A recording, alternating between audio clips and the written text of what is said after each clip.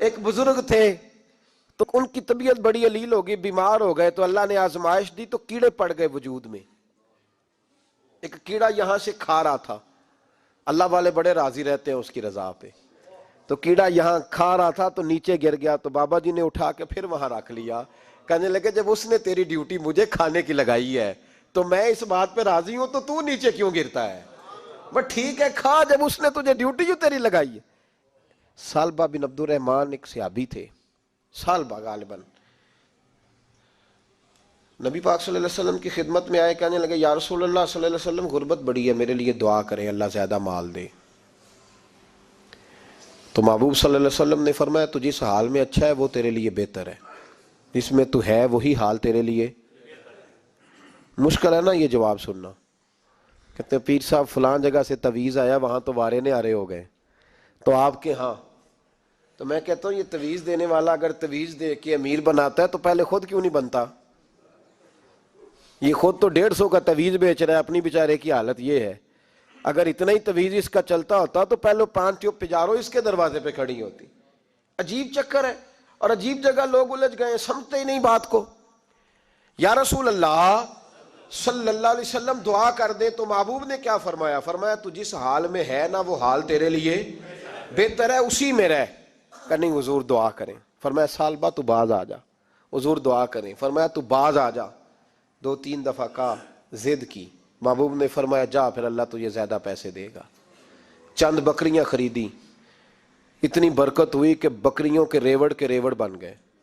پھر کچھ بکریاں بیچ کے گائے خرید لی، ان کے بھی ریوڑ ہو گئے. پھر کچھ اونٹ اونٹنیاں لے لی، ریوڑ ہی ریوڑ. پہلے 5 وقت مسجد میں آتے تھے، اب فجر اور عشاء رہ گئی. پھر مال زیادہ ہوا تو مدینے شہر میں کوئی جگہ ہی نہیں، مدینے سے باہر حویلی خریدی، پھر جمعہ ہی رہ گیا. جمعے کے جمعے آتے. زکوٰۃ کا حکم آیا. میرے نبی کریم علیہ السلام نے حضرت ابو ہریرہ کو بھیجا، فرمایا جا اسے کہہ تیری زکوٰۃ بنتی ہے 2.5%. 10 کروڑ روپیہ ہو تو کتنی زکوٰۃ بنتی؟ بھئی 1 کروڑ کی 2.5 لاکھ ہوئی نا، تو 10 کروڑ کی کتنی ہوئی؟ تو بڑی مصیبت ہے جب بینک سے میسج آتا ہے نا کہ 25 لاکھ نکل گیا تیرے اکاؤنٹ سے. بہت بڑی مصیبت، بڑی ٹینشن ہوتی. ایک صاحب میرے پاس آئے، ان کی زمین اچانک مہنگی ہو گئی. اچانک پہلے کچھ 15-16 لاکھ کی ایکڑ زمین تھی، پھر وہ کروڑ کی ہو گئی. تو میرے پاس آئے، کہنے لگے وہ 10 کروڑ روپے بنتے ہیں تو زکوٰۃ. تو میں نے کہا آپ نے کیا کیا؟ زری زمین پہ عشر آتا ہے، اس پہ زکوٰۃ نہیں آتی، تو آپ نے کیا کیا؟ کہنے لگے وہ کچھ سوسائٹی کے رول کے مطابق میں نے فائلیں وغیرہ لے لی ہیں، اب میں نا کبھی موقع آئے گا تو ان کو بیچوں گا. تو میں نے کہا اب تو آپ کا یہ مال ہو گیا بزنس کا، تو اب تو اس پہ زکوٰۃ آئے گی.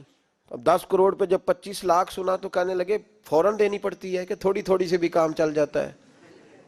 تو میں ان کا چہرہ دیکھنے لگا. میں نے کہا نہیں وہ تو آپ کو پتہ ہے. ویسے حضرت عمر فرمایا کرتے تھے بانٹ کے نہ دو، کوشش کرو کسی ایک کوئی دو، چلو کسی کا تو کچھ بن جائے. تو ایک کوئی دینی چاہیے. کہنے لگے تو مطلب یہ ایسا ہی حکم ہے؟ میں نے کہا آپ کسی اور سے تحقیق کر لیں. اب یہ بھائی لیتے وقت نہیں تجھے ٹینشن ہوئی کہ 15 لاکھ کا کروڑ ہو گیا، تو اس وقت نہیں تو نے کہا کہ یا اللہ یہ کیسی سوچ ہے مسلمان، کس طرح کا اس کا. ہمارے ہاں جب کسی آدمی پہ حالات خراب ہوتے ہیں نا تو سب سے پہلے وہ اس طرح کرتا ہے کہ جو میں کہیں اللہ کے رستے میں دیتا ہوں پہلے اسے بند کرو. جس رستے تجھے آ رہا تھا پہلے تو نے وہ رستہ بلاک کیا. حضرت اسماء بنت ابی بکر صدیق کہتی ہیں میں حضور کو مسجد کے لیے، ادارے کے لیے، صحابہ صفحہ کے لیے کچھ دے رہی تھی، تو میں نے گننا شروع کیا تو حضور مسکرانے لگے. حضور مسکراتے کیوں ہیں؟ تو فرمانے لگی، محبوب فرمانے لگے اسماء اللہ کے رستے میں گن گن کے نہ دیا کر، ورنہ وہ بھی تجھے گن گن کے دے گا. تو اس کے رستے میں بے حساب دے، وہ بھی تجھے بے حساب ہی عطا فرمائے گا. لیکن پہلے یہ والا پہلے دروازہ بند کرو، یہاں سے پیسے ختم ہو رہے ہیں.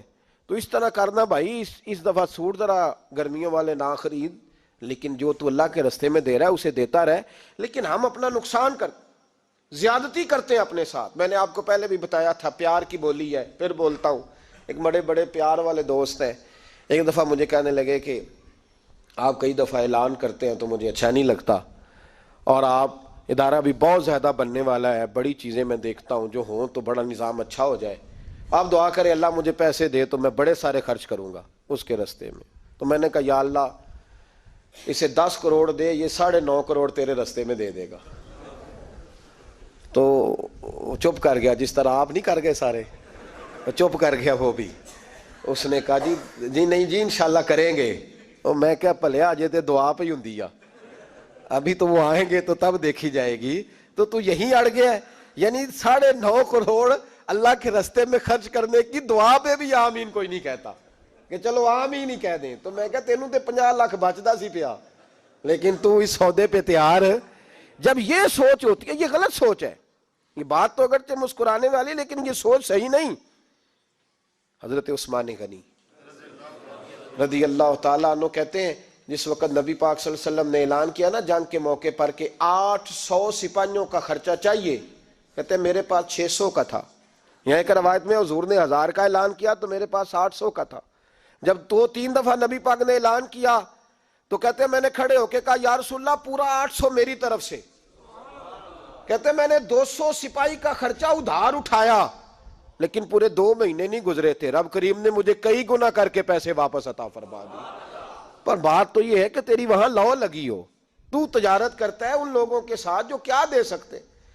تو سالبہ کے پاس حضور نے پیغام بھیجا، پہلے تو کہا تیرے لیے بہتر نہیں مال، جب اصرار کیا تو اب بڑی برکت ہو گئی، بڑا آیا تو فرمایا زکوٰۃ دے، 2.5% زکوٰۃ ہے۔ اب جب سوچا کہ 5 اونٹوں پہ ایک بکری جائے گی اور بڑا سارا مجھے دینا پڑے گا، اب جب غور کیا تو یہ تو نہ کہا کہ میں نہیں دیتا۔ حضرت ابو ہریرہ سے کہنے لگے نبی کریم علیہ السلام کی خدمت میں عرض کرنا کہ میں خود آؤں گا۔ حضرت ابو ہریرہ نے آ کے عرض کی یا رسول اللہ صلی اللہ تعالی علیہ وسلم، حضور وہ کہتے تھے میں خود آؤں گا۔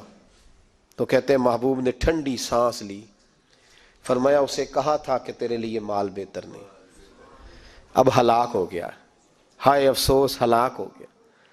ان کو بھی تھوڑی دیر کے بعد احساس ہوا کہ یہ میں نے کیا کیا، نبی پاک کوئی کہہ دیا نہیں ہے، حضور کو کہہ دیا بعد میں آؤں گا۔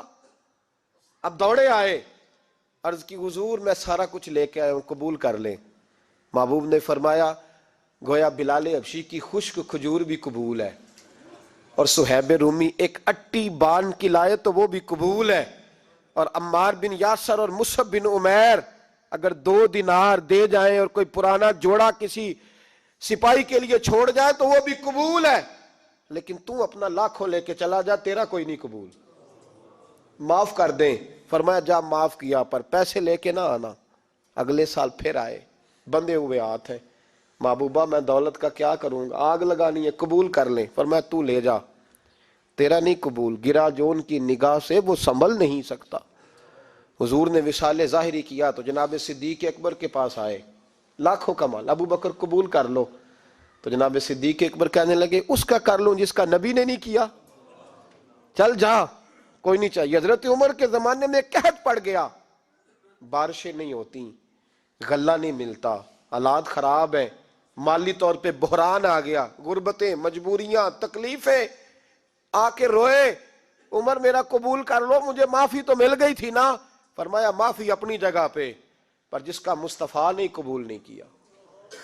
بہت سارے لوگوں کو پتہ ہی نہیں کہ ان کا قبول ہی نہیں ہوا، اور وہ الجھے ہوئے، انہیں خبر ہی نہیں کہ اصل بات کیا ہے۔ فرمایا جس کا مصطفیٰ کریم نے قبول نہیں کیا، اب ہیرے اور جواہرات بھی لے کے آئے تو بھوکے مریں گے، پر اس کا قبول، اس بات پہ راضی رہو جس حال میں اللہ نے رکھا ہوا ہے، اس حال میں راضی رہو۔ یہ جو مصیبت ہے نا دیکھنی کہ وہ بھی میرے پاس، تمہیں کیا پتا، کبھی پوچھ تو صحیح اس سے وہ کس مصیبت کا شکار ہے، جو مالی طور پہ بڑا امیر ہے، تو اس کی طرف دیکھ کے اپنا دل برا کرتا ہے۔ بس جس حال میں رب نے رکھا ہے اس حال میں رہ۔ حضرت عثمان غنی کے زمانے میں تو وہ وصال کر گئے، لیکن بھائی تو جس حال میں تیرا رب تجھے رکھتا ہے اس حال میں رہ، تیری مالی پریشانیاں ختم ہو جائیں گی۔ میں نے پہلے بھی شاید آپ کو ایک دفعہ کہا تھا، میں تعلیم سے فارغ ہوا تو میرے ایک استاد اور میرے کچھ دوست کہنے لگے افریقہ آ جائیں آپ، وہاں ایک بہت بڑا ادارہ ہے، اس کو چلائیں، اس کو سنبھالیں۔ تو میری والدہ سے میں نے کہا، کچھ طبیعت ہوتی ہے نا انسان کی، میرا بھی دل لگ گیا۔